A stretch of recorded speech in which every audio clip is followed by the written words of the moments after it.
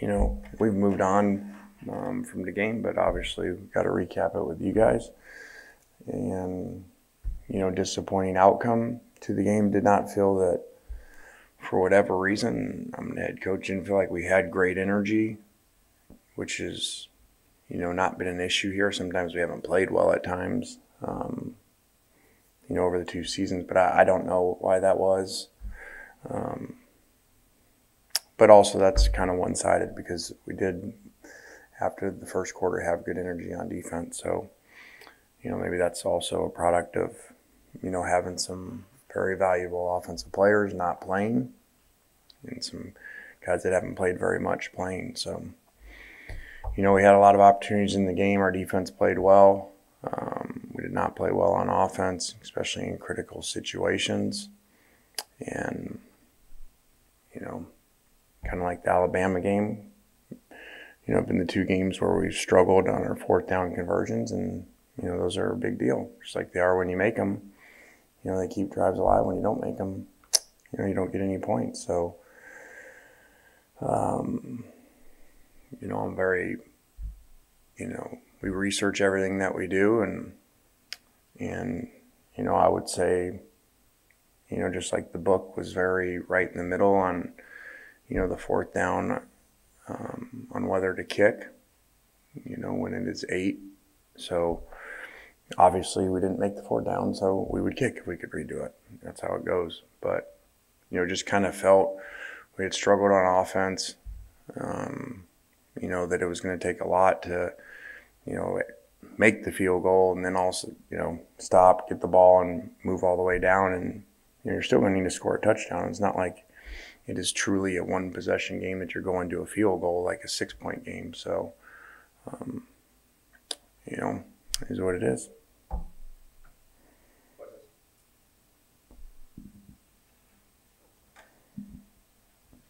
Just what's Matt been like these last couple of days? How's his ankle, and what is the plan for him? Do you think he can practice this week? Just that sort of stuff. Yeah, he did not do anything today.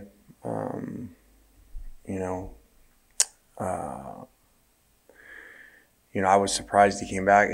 It looked like it was really bad, obviously, when it happened, like season-ending, broken, and that's how he felt it was. And so, luckily, obviously, it wasn't, so he was able to come back in. He's been very hard on himself over, last day and a half. First down interception, that's just totally unlike him this season, and something maybe a year ago he would have done. Makes a great play to get away from the guy, and he's done it all year where he goes and he's got 5 yards and run out of bounds, and 2nd and 5, forces the ball across his body. Has not done anything anywhere like that this year. So it just shows you everyone's human, no matter who you are, how good you are at a position or whatever you're doing, that when you try to force things, and get out of doing, what the plan is, that can happen. And I think everybody knows why that happened. He felt like he had to create something. We weren't making a lot of plays around him. He's, I think, when we look today that, he's at that point playing without basically 5 starters on offense and, just trying too hard. He's very competitive, and that can backfire. With both Ontario and Braylon, they looked like they tried to play through it on Saturday. Is it just pain tolerance with those guys? Is it you taking them out, or are they kind of tagging themselves out if they can't go? Well, Drummond was a new injury that happened, and he was unable to return. He actually was out earlier than that. We actually put him back in just for a trick play, knowing that he didn't have to do anything on it, that he could hurt himself worse. And Braylon, tried to go, and just watching him and talking to him, and he's like, well, I can go if I can cut off this leg, but I can't cut off this leg. Well, we're not doing that. So, that's why he basically didn't play. So, very difficult position for us on the road against really, really good players on defense to have that many guys out. And, some guys stepped up and made some plays. And I guess as far as late season non-conference opponents goes, this is a tough one this weekend. Just your thoughts on Liberty and what you've seen on them. Yeah, I mean, with where we are injury-wise, I mean, Levy said, hey, have you ever experienced anything like this? And I said, not on one side of the ball. You know, for whatever reason, they're just all on offense. And even some that are playing, like we know the quarterback, you know, even some that are playing aren't close to 100% that are even playing. So, yeah, I would like this to be some opponent you'd never heard of before, you know, that didn't have a first-round draft pick quarterback would be nice. But so it's basically like having another SEC game. So it is what it is. We're excited to come back home. We need the environment to be like it was last time, you know, for our players and for recruits. And, you know, whatever, I didn't look at rankings, but we're still ranked. So you still got a ranked team to come cheer and hopefully watch Matt play again. You talked about the injuries in the wide receivers room. Any of those young guys that you feel like right now are going to have to step up and help down the stretch? Well, we've tried. I mean, you know, we try to push them in practice, and wherever the case has been, there's just been lack of consistency. There's some talent there, you know, but, you know, if you don't know what to do and you don't do things right consistently, it makes it very hard on the quarterback, especially on a road game, you know, to have to line people up or people running the wrong routes. So we'll keep pushing along because now we're in a worse position. If we were playing today, we're in a worse position than we've been yet. Now none of the three receivers are available. Lane, do you have a professional relationship with Hugh Freeze? Do you know him? I know Hugh a little bit from Chris, from my brother working here. He was always very good to Chris. I've talked to him before, like when we hired Corey Batoon. I was at a restaurant when he was in town, and he came by and sat down for a little bit.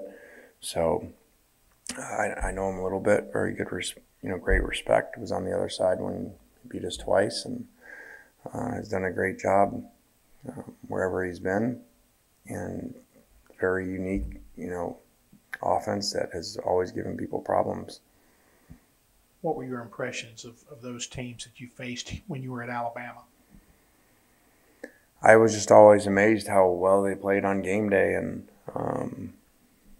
kind of the fresh theory, just knowing their practice plans versus ours at Alabama, and just the difference that the programs were run. Those players, he had them fresh and ready to go on game day. I'm not saying we weren't. I'm just saying, for two times to lose only 2 regular season games and both to beat Ole Miss, and from top to bottom, obviously we had a better roster than Ole Miss did. So he does a great job getting them ready to go on game day. Lane, you've had some weeks where Jerrion Ealy's been pretty impactful in the offense, then there have been some weeks when he really hasn't done much at all. Is that a health thing? Is it a consistency thing? How would you kind of detail that?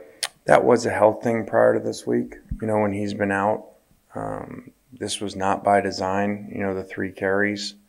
And when you play tempo and you get into a game, and especially when we run RPOs, and these guys are playing cover 3 all the time, which means there's another person in the box. So we're calling RPOs, and you have to throw them. That's why we were so out of balance pass run, because otherwise you just hand it to an extra guy. And so you may get in there in your series, the ball doesn't get handed. So that was not by design for the carries to be so out of balance to him. Says what a great kid it is, especially in this generation nowadays where kids want to complain or, go on Twitter to get attention from everybody, because they feel bad for themselves. This kid was awesome, met with him and said, hey, I want to make sure he knew that wasn't by design. He had played great the week before.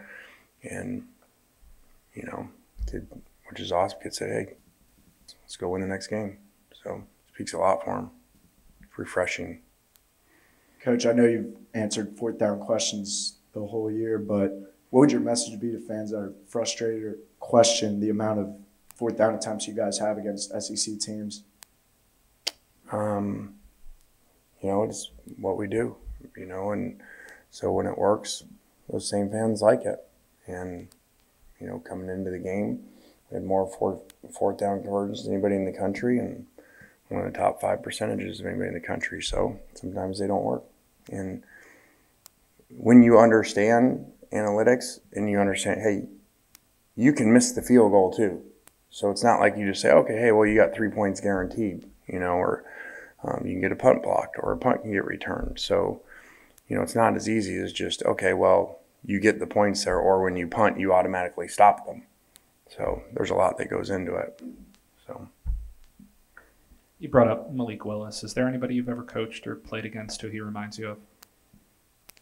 I don't know that, and really, honestly, have not studied him that much. I just watch things to see personnel and how they really play. So I've not watched him in depth. I get reports from our guys, on the other side, how hard he is to defend, and that the NFL scouts love him. And I think someone just said walking in, there's going to be 22 NFL teams here for the game, including some general managers. So that speaks volumes for these two quarterbacks.